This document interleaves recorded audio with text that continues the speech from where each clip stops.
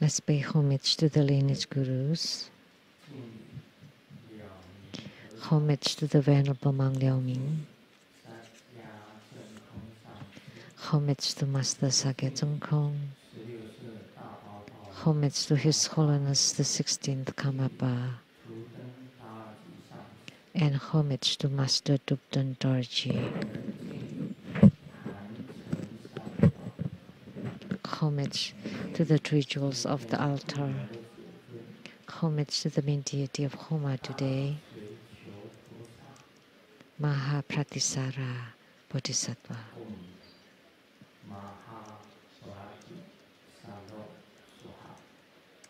That was the mantra.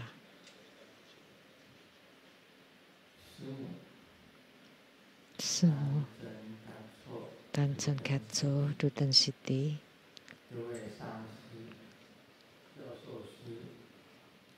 All Dharma masters, Dharma educators, Dharma teachers, Dharma instructors, Dharma tutors, directors of temples and chapters, and all disciples present here and over the internet. Good afternoon, how do you do?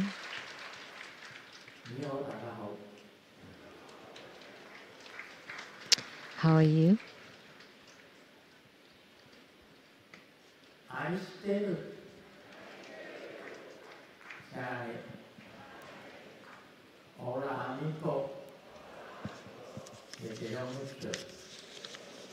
These are greetings in different languages.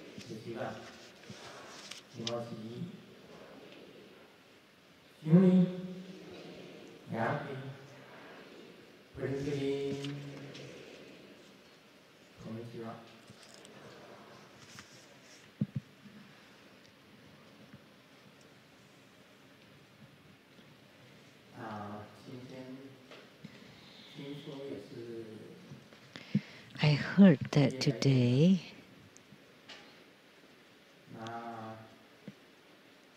it's getting colder and colder, and the news from Seattle,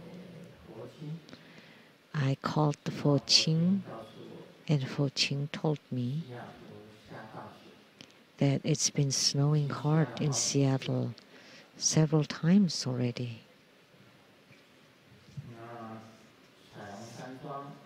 And the Rainbow Villa, the retreat huts, becoming even smaller because the snow is very high.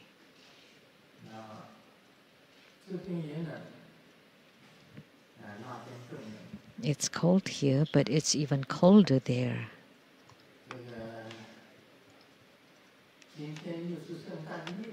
And today is Christmas Eve.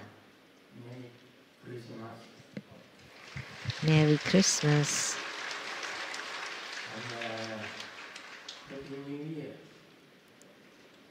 And Happy New Year.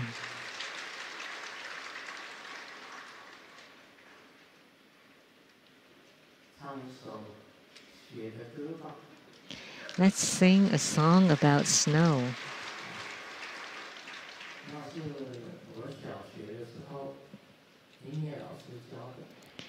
It was taught by my music teacher in elementary school.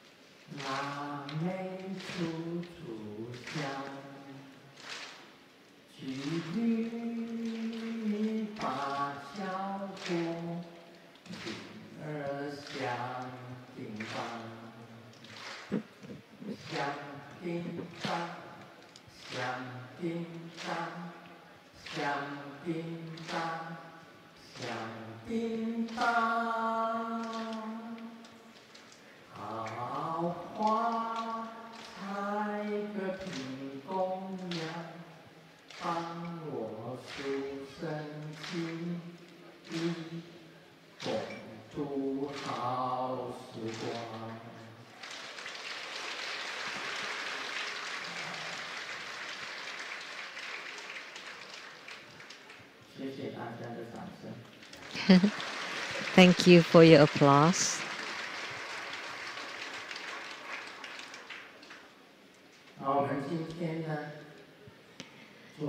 Today, we perform Mahapratisara Bodhisattva's Homa and her mantra.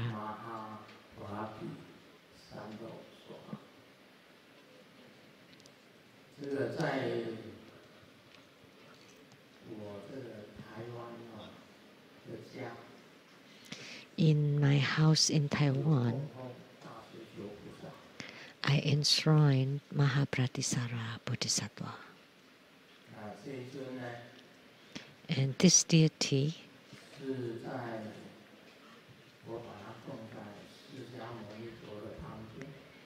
I place this deity next to Sakyamuni Buddha. Mahapratisara Bodhisattva is the Bodhisattva who let all disciples' wishes fulfilled. Typically, primary supplicants for this deity are extremely numerous because this deity is in the Avalokitesvara court inside the womb mandala. And she gives tremendous blessing power.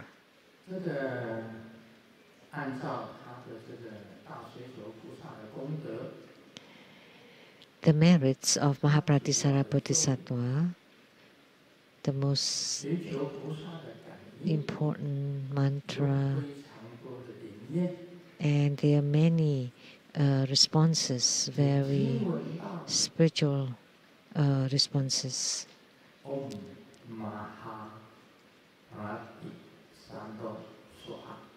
If you hear Om Mahaparati Saru Soha and you chant and write and disseminate, then you will gain 3 great benefits.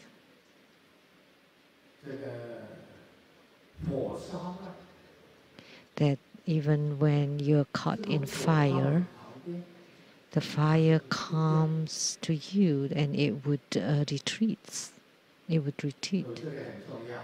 This is important.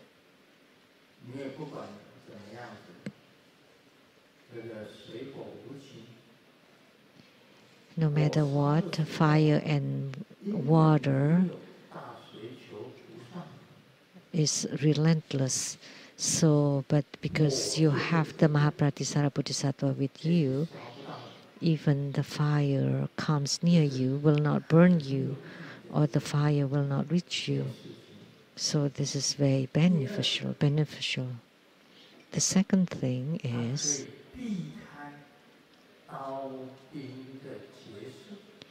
he would let us avoid calamities due to weapons and armories.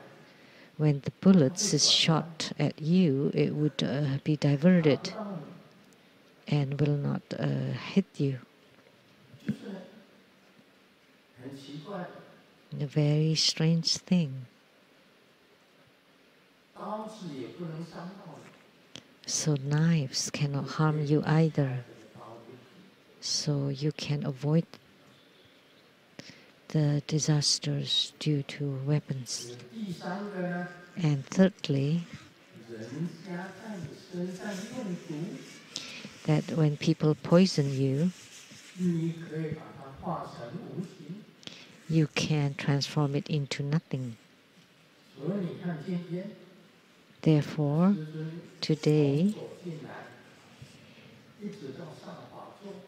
from the time I got here until seated on the throne till now, all the way, Grandmaster has not been wearing any mask.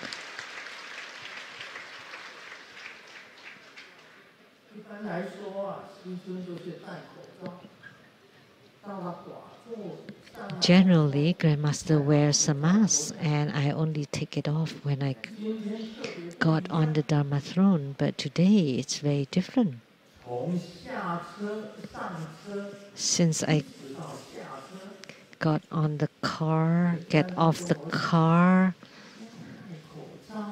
and other people reminded me, please wear your mask. And I said, I'm untouched by any poisons and toxins, including viruses. It's difficult for me to be infected or to be positive. If you don't believe it, ask Reverend Bien. She's my assistant in painting. She's watching me paint, helping me preparing some water and the colors, and preparing the papers and handing me the brushes. So she's got infected and positive 3 times in Seattle.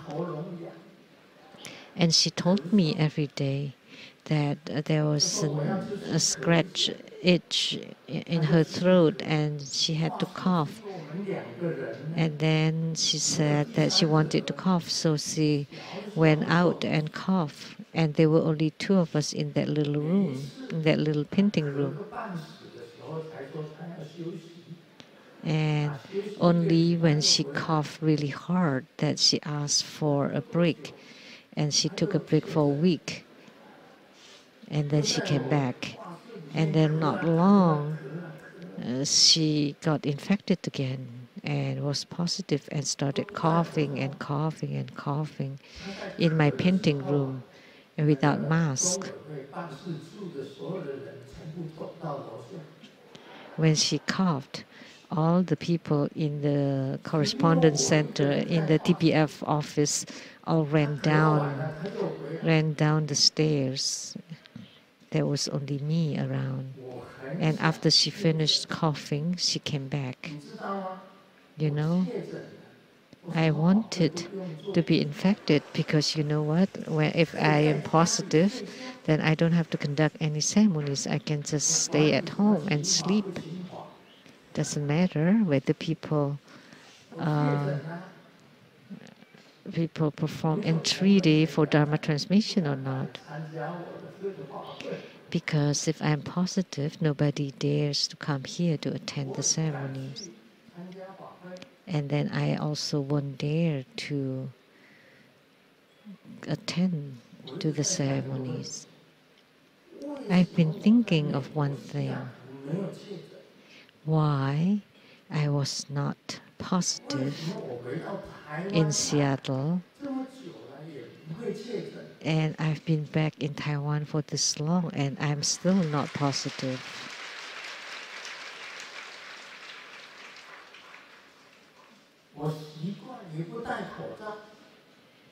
I am used to not wearing a mask, and there's only one reason. Because the quote-unquote toxins, poisons or virus on my body is even more virulent than those viruses. The Reverend Pian was positive 3 times, and she's my painting assistant, but not me. I have never been positive.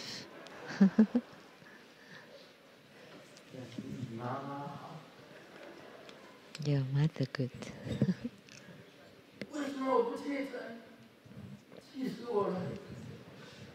How come I'm not positive? But I shouldn't be upset about it. I shouldn't be angry about it. The Grandmaster has said that I should not lose my temper because then I would burn away all my merits. Of course, I'm just kidding, okay? Just joking.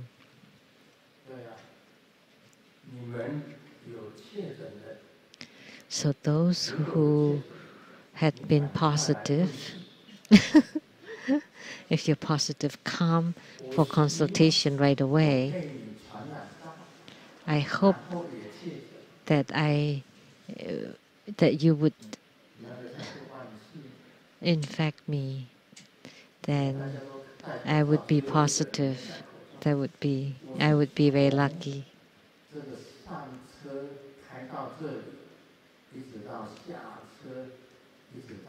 So since I got on the car and then got off the car and then all the way until here on the throne, I'm not wearing any mask, and I'm used to it, used to not wearing any mask now.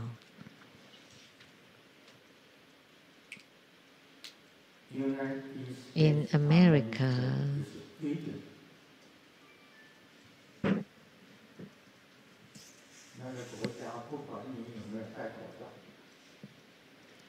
in that country, because it's a free country, they wouldn't care whether you wear masks or not. They will not control you.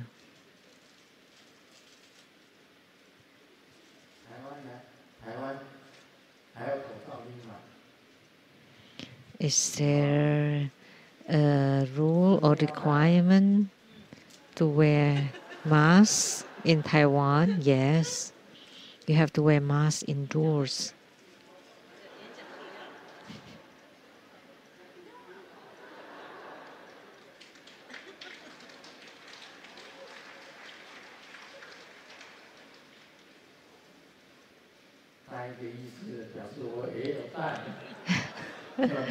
Just to show that I'm wearing a mask, because there's a mask order.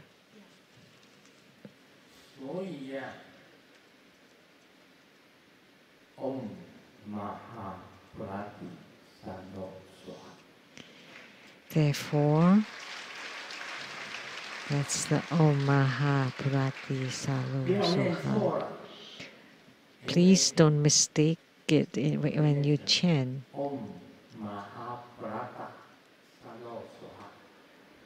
Don't chant Prada, because that's a brand name.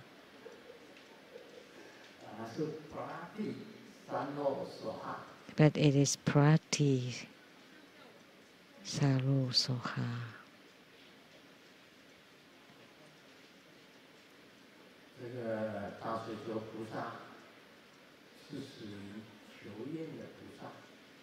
So Mahapratisara Bodhisattva is a Bodhisattva who fulfill wishes.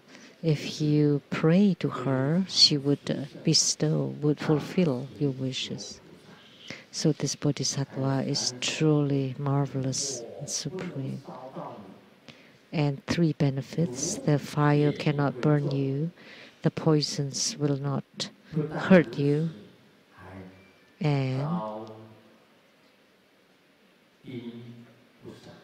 you will not be injured or harmed by weapons and knives. That's most importantly. And you will not be poisoned.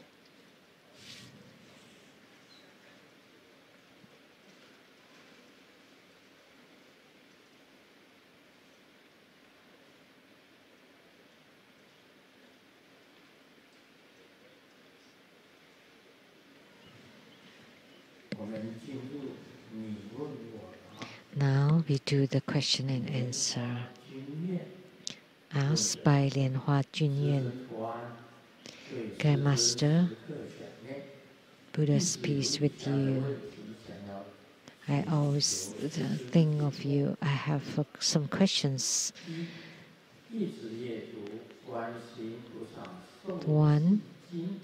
I read the Sutra of the prophecy bestowed upon Avalokitesvara Bodhisattva. In the sutra, the Buddha stated that in the past, during the era of the golden light lion at play Tathagata, there was the king Veda, or the awesome virtue king. During his samadhi, on the king's left and right, 2 lotus blossoms appeared from the ground. The lotuses transformed into 2 lotus children. One is named Pao Yi, precious mind, and the other one is named Pao Sang, the supreme precious. They and the king exchanged verses in a dialogue about the empty nature. King Veda was reborn as the Buddha, and the two children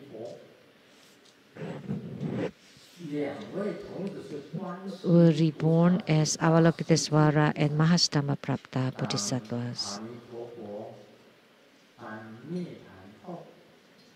When Amitabha Buddha entered Parinirvana, Avalokitesvara Bodhisattva also reached Samyak Sambodhi or right realization, named the Universal Light Merit Mountain King Buddha, and Mahastamaprapta Bodhisattva also had attainment and was named the Merit Retaining Jewel King Buddha. My question is, can we say that Avalokitesvara Bodhisattva and Mahastamaprapta Bodhisattva are the lineage founder of Mahamudra of Kagyupa, and that they are also Padmakumaras? Is that correct? That's the first question. That Avalokitesvara Bodhisattva and Mahastamaprapta Bodhisattva during the King Veda's era manifested from lotus blossoms and had the question and answer with King Veda, and King Veda was the Sakyamuni Buddha.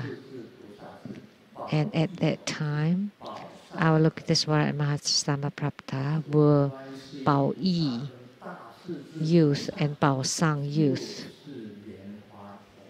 Therefore, Avalokitesvara Bodhisattva and Mahastamaprapta Bodhisattva, Padma Kumaras. Is that right? That's what he asked. Let me tell you all.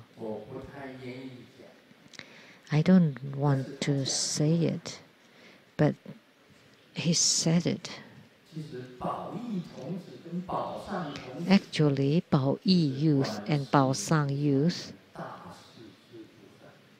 are really Avalokitesvara Bodhisattva and Mahastamaprapta Bodhisattva, which are also Padma Kumaras, the lotus youth.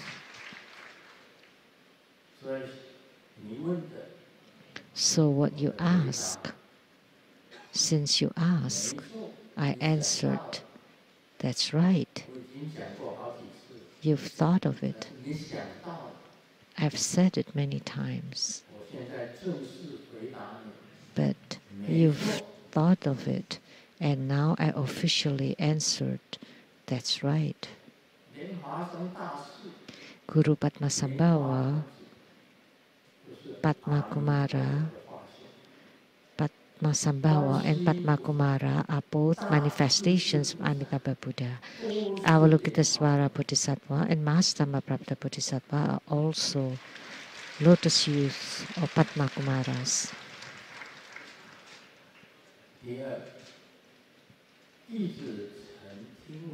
Second, I have heard that some monastics became ordained because they wanted to get away from the mundane life and practice quietly.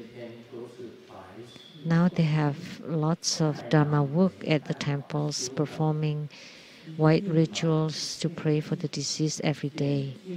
They are so busy that they have no time to practice. So they need us to find a piece of land and build a place so that they can practice quietly. Is this the right mentality? I have read a lot about the biographies of lineage gurus, and many of them practice in the caves. So how should one reach the right balance between practicing amid the mundane world and practicing isolated from the mundane world? Should they practice and liberate themselves first before coming down from the mountain and liberate others in the world? This way, they won't be diverted or eaten up by sentient beings. He didn't ask the question, why?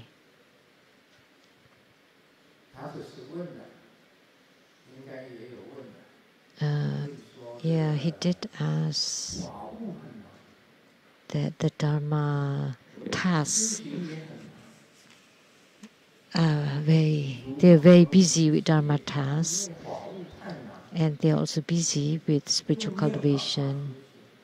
And because there are too many Dharma work or Dharma tasks, they have no time to practice. So he asks, what should they do? Let me tell you.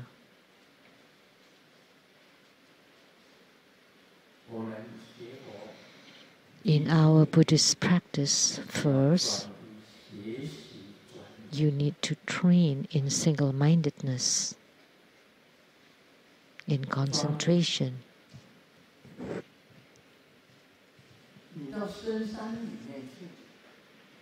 When you go deep into the mountain,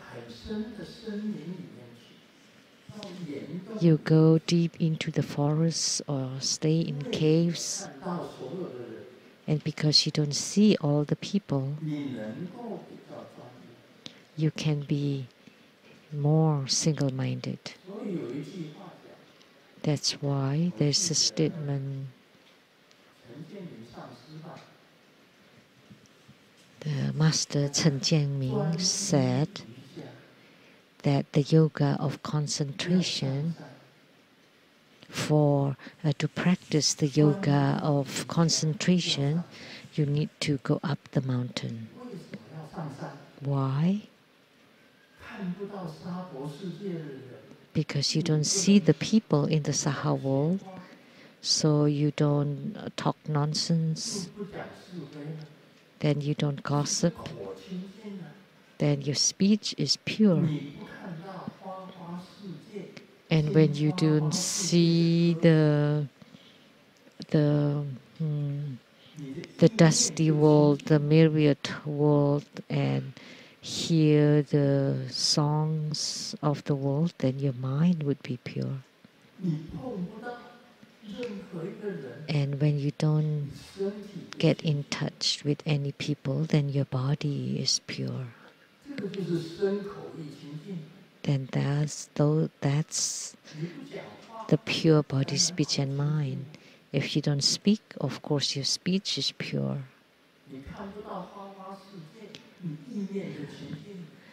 When you don't see the myriad happening in the world, then your mind is pure.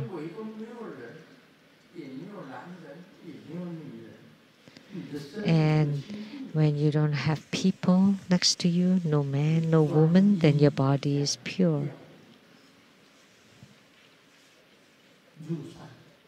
That's why in the yoga of concentration, you need to enter the mountains. That's according to Master Chen Jianming.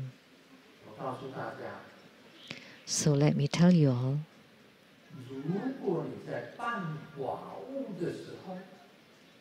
when you are doing your Dharma work, even when you are performing the white ritual, and you focus and concentrate on the sutras,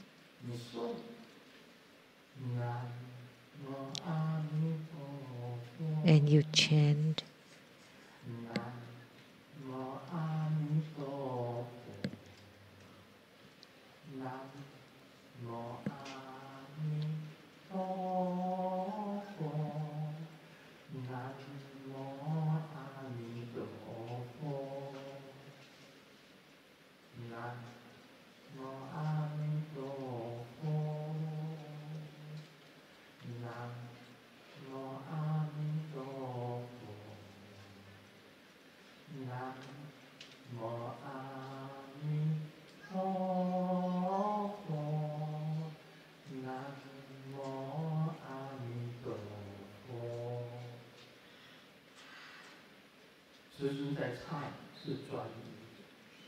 when Grandmaster sings, I'm very focused. I concentrate my mind on chanting. Then you don't need to go up the mountain.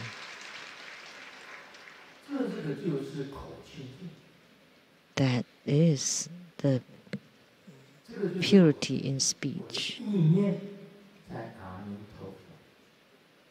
My mind is on Amitabha Buddha, and the sound that I make is the chanting of Amitabha Buddha's name. When I chant the deliverance mantra,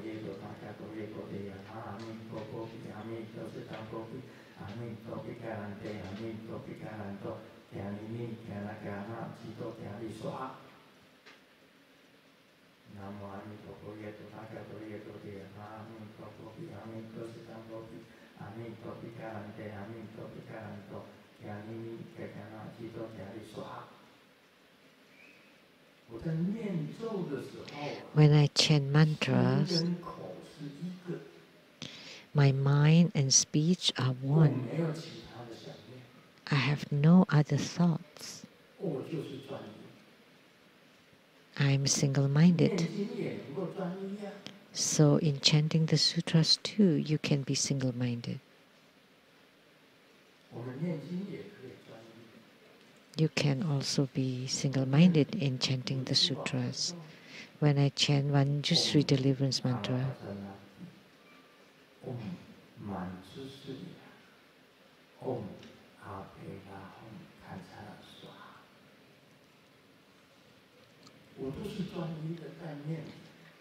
I am always single-minded in my chanting.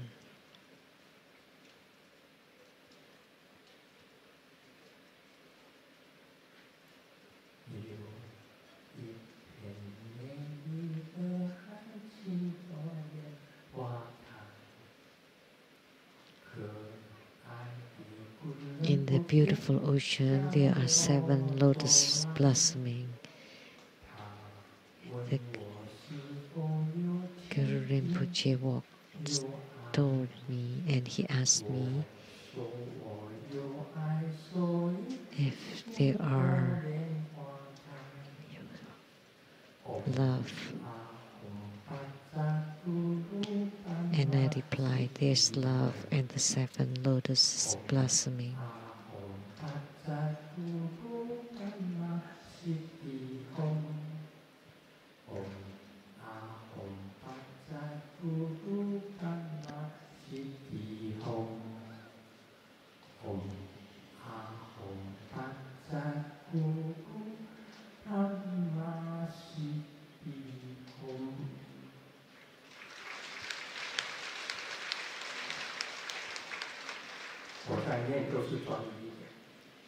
When I chant, I am always single-minded. I have no other thoughts.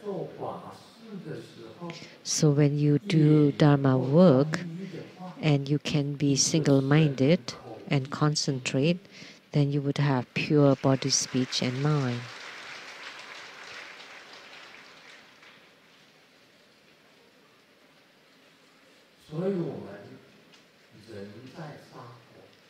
That's why, although the person is in samsara, the mind is in the Buddha verses. All the same, you can cultivate yourself and deliver sentient beings. And you can do both simultaneously. The former one is called the development stages, and the latter one is called the perfection stage. So the worldly ones are called development stages, and the beyond worldly one is called the perfection stage. So you can perform both. If you want to become a yogi or yogini, of course I will not go against you.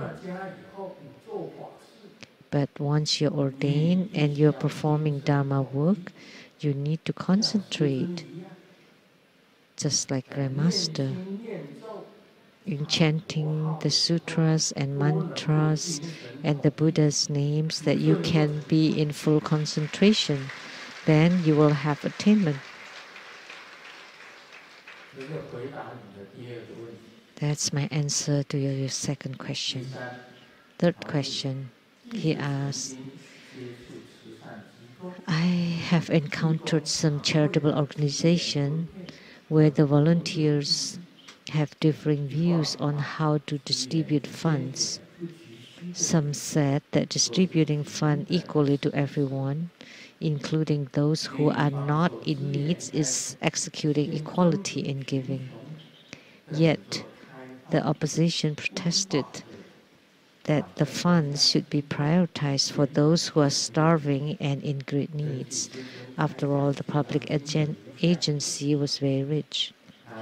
According to Grandmaster's teaching during the Vajra Sutra exposition, in formless giving, we should have the mind of equality and treat everyone equally. But if someone especially intends to give to the rich just to show that they are performing formless giving, wouldn't this be considered with form or with condition? If this had happened in our school, giving to those with name and status can be beneficial to the school's development. By doing so and publishing it on the internet, it is also a kind of promotion which the charitable society uses to promote our schools so that we can deliver more sentient beings to take refuge. So is this considered giving with conditions? Thank you for your answers, and I wish you health and longevity and self-mastery. You need to give equally. Give equally. You need to perform charity with no conditions. But if you do it with intent, then that's not giving equally. Giving equally is without any intent or motives, just based on your own mind or heart. It depends on the organization.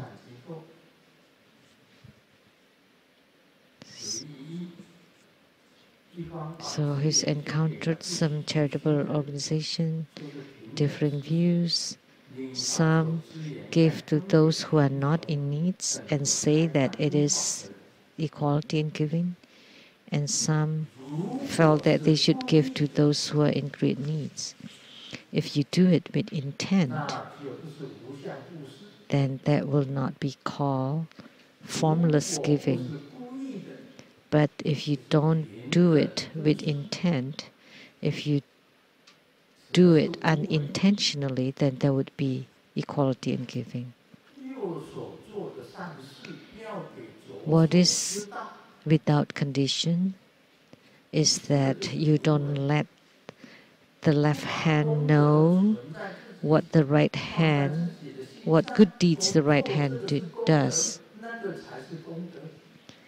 So once you perform good deeds, you don't place it on your mind that you have done something good. Then there would be merit. But if you always think about merits, then there's no merit.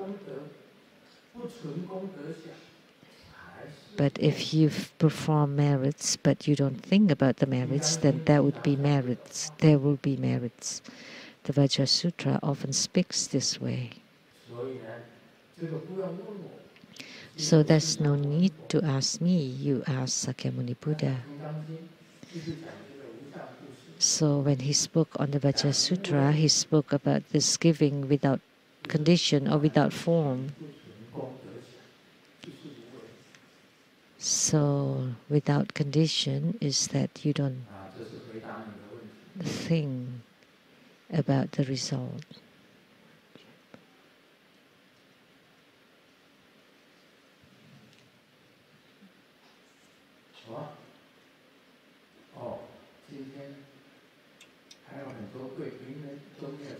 Oh, there's still many VIPs that we missed.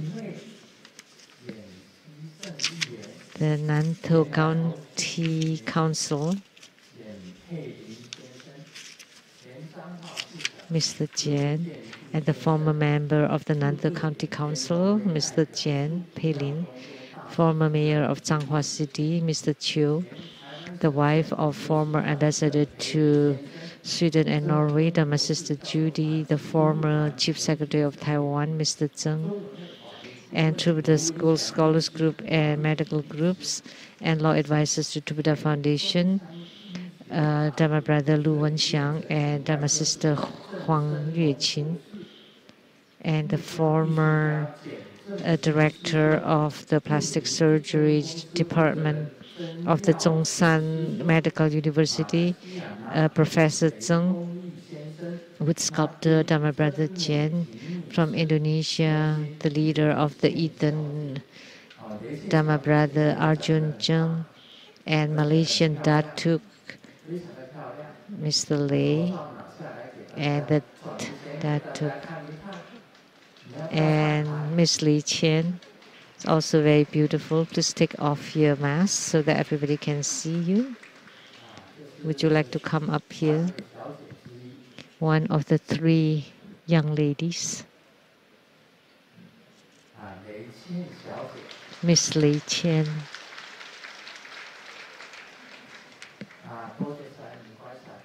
Thank you.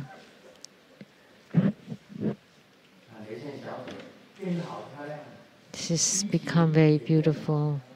Eating has also become very beautiful. Eating and Li Qi, Kelly has become very beautiful, very beautiful. And thank you for those donating for meals. Dharma brother Xiao Zijie, 150,000 NT dollars. Dharma sister Ge Miying, 150,000 NT dollars. From Malaysia, Dharma brother Lin Qiantong, Jingtong, 200,000 NT dollars. From Malaysia, Dharma sister Gu Yilan, 100,000 NT dollars. From Singapore, Dharma sister Lin Zhen for 220,000 NT dollars. Then we have food to eat.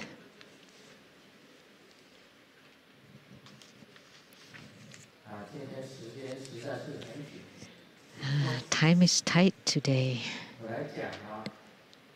So I will talk about the Vimalakirti Sutra.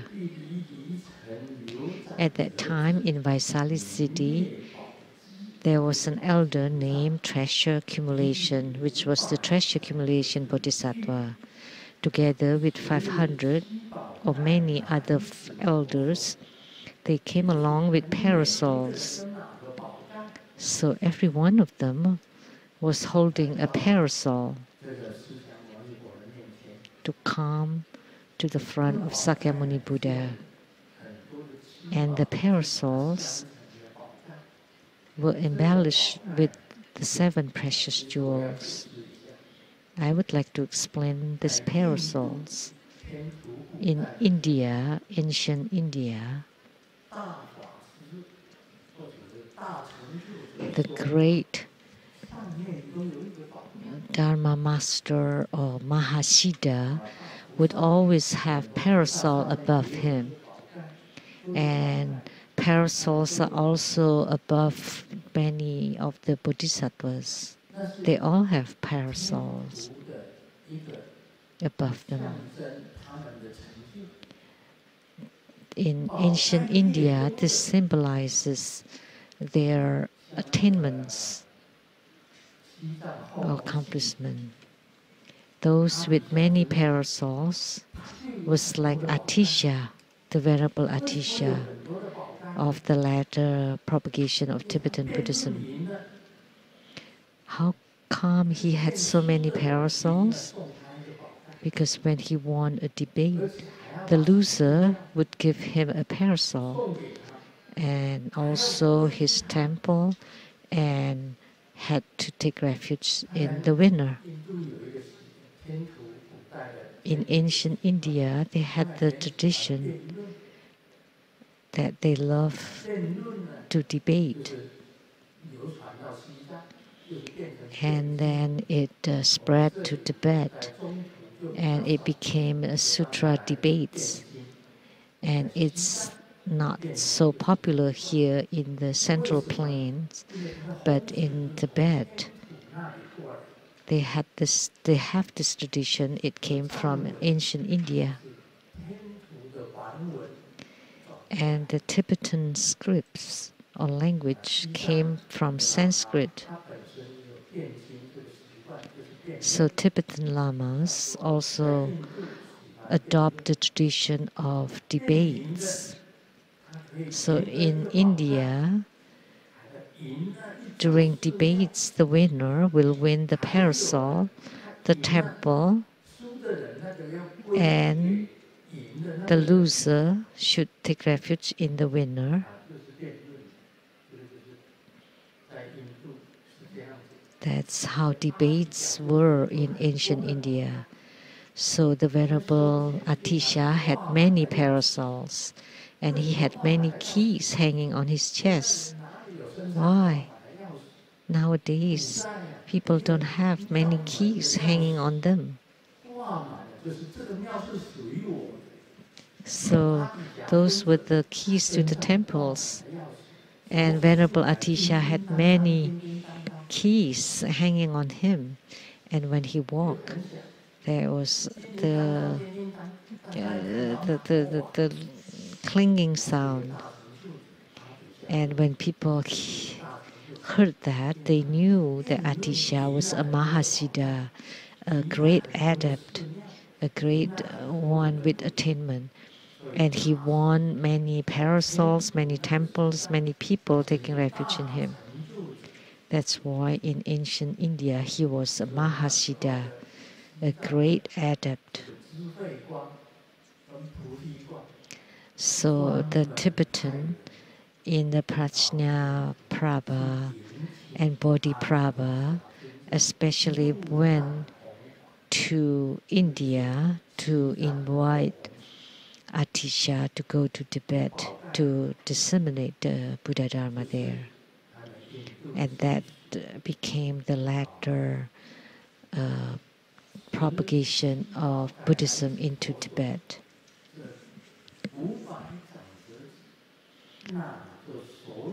So the 500 elders came bearing the parasols embellished with the 7 precious jewels, paid homage to the Buddha, because the Sakyamuni Buddha was a Mahasiddha.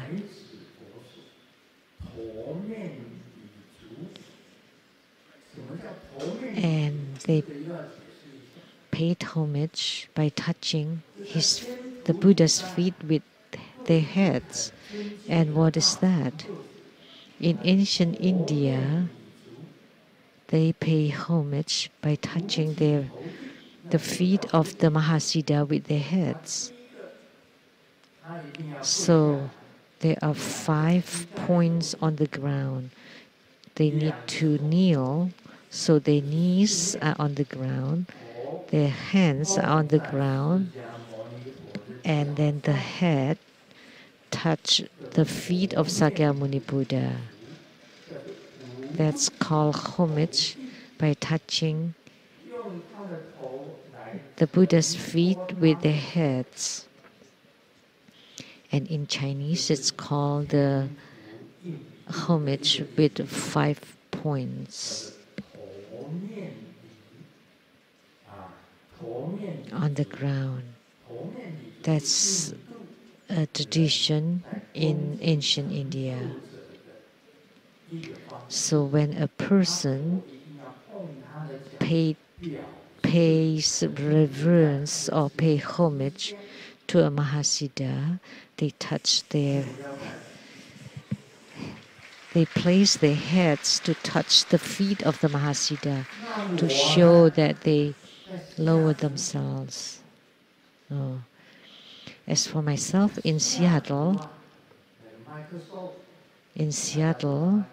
as you all know, Microsoft,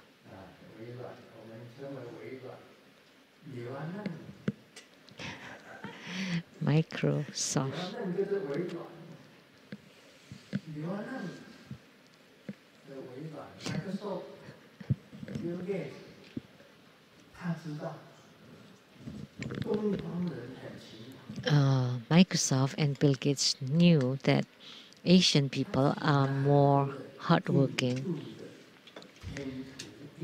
So they hired many Indians,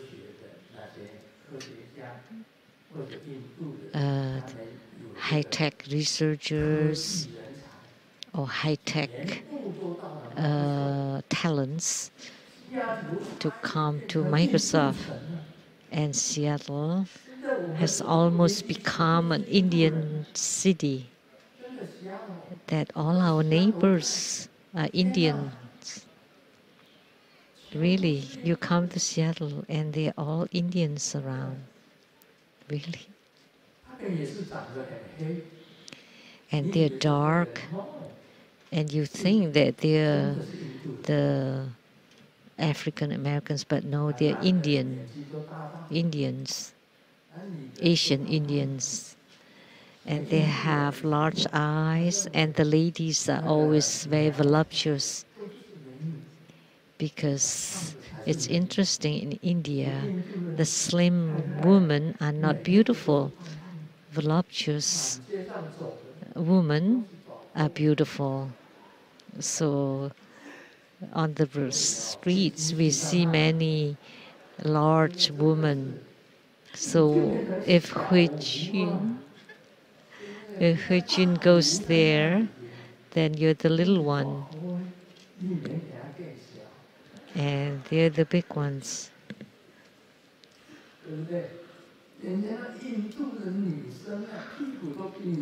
Right. Their behinds are much bigger than yours. So it's very appropriate for you to go to Seattle. Really, it's become like an Indian town. You know, the Seattle Lechang Temple has been visited by many Indians. And over there we have Brahma, Shiva, Vishnu, and Mahasri, and Saraswati,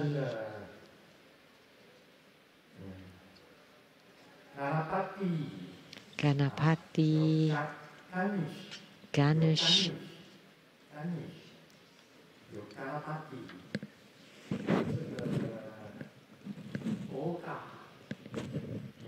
Durga, Kali.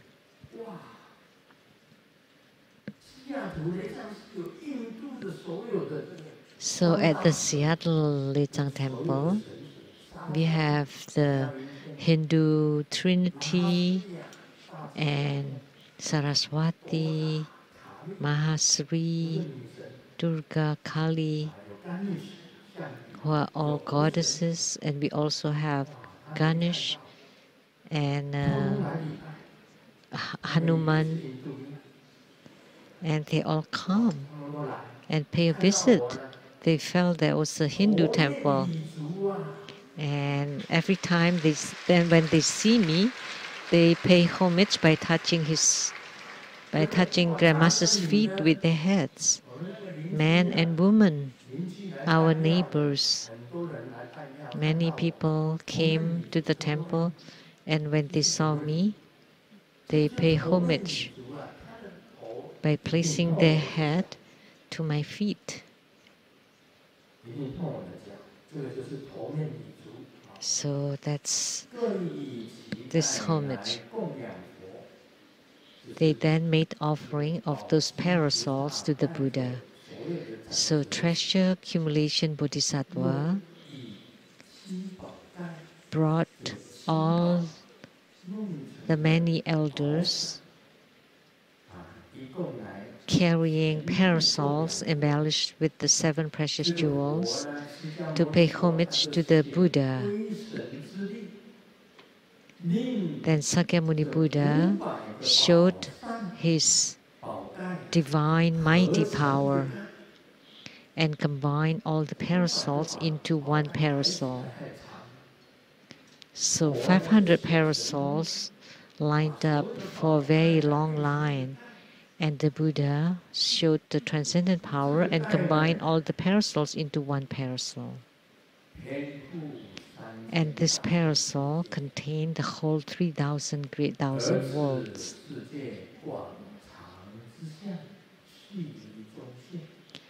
And the vast and lasting one, which is the Buddha, appearing at the center. In this 3,000 great thousand worlds, so this is talking about Sakyamuni Buddha expressing or demonstrating the transcendent power, the divine might, to combine all the parasols into one huge parasol that contained the whole 3,000 great thousand worlds, that covered the whole 3,000 great thousand worlds. So the Buddha's transcendent power is truly tremendous. But we don't have any parasols here, not even one. Yeah. Are there parasols? We don't. Because this is not India. It's not the ancient India. We are the central plains. We are the Han descent, so we have no need for parasols. Well, we have a parasol on the sixth ground. Anyone with transcendent power that can move the parasol from the sixth floor to here? Anyone? It doesn't matter. Let me manifest the formless one, the intangible parasol.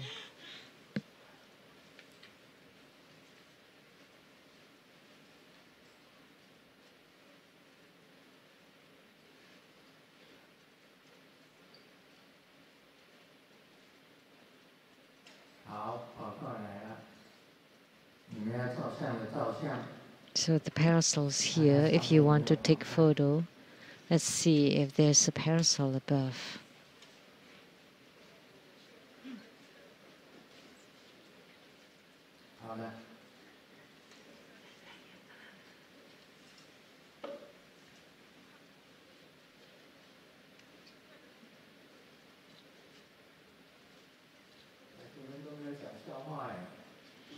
I haven't shared any jokes. Let me share a joke.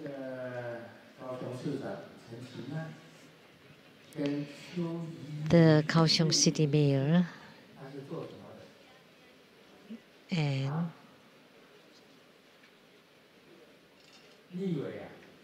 the council, Chen Qimai and Chu Ying, fell to the water, and the reporters asked Han Kuo-yi, which one would you save first? Han Kuo-yi replied, I will run away. And the reporters asked, why? And Han Kuo-yi replied, because they would blame me, they would accuse me that I was the one who pushed them down, pushed them into the river. That's a joke. When a human is born, they have banquets. At 1 month old, there would be a banquet in our celebration. And because you're a baby, of course you don't eat. You cannot eat. But for your wedding, there's also a banquet. And because you're so busy, you don't eat either. Because it looks bad if a bride is eating during her own banquet because they're so busy. And when you die, there's also a banquet for you. And you only watch other people eat. So that's why human lives are very short. So be nice to yourself.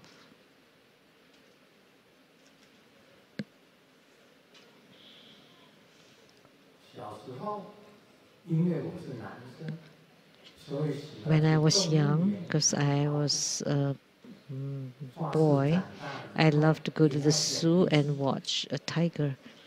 And I swore that when I grew up, I wanted to have a tiger pet.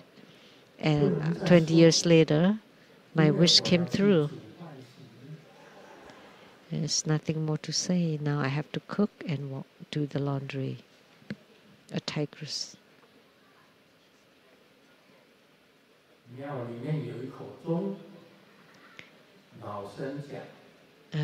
There's a bell in the temple, and the old monk told people that you can only ring it 3 times. The first one is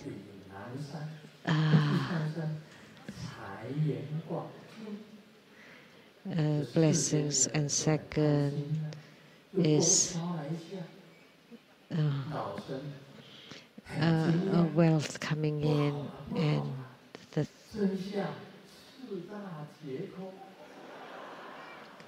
this is all idioms, like the first ring of something good, and second one something good, the third one's also good, but you're greedy and you want to ring the fourth one, and the fourth one is like all is empty. So that's why don't be greedy. You can only hit the bell 3 times. It's 3 times. You don't do it more. Om Mani Padme Hum.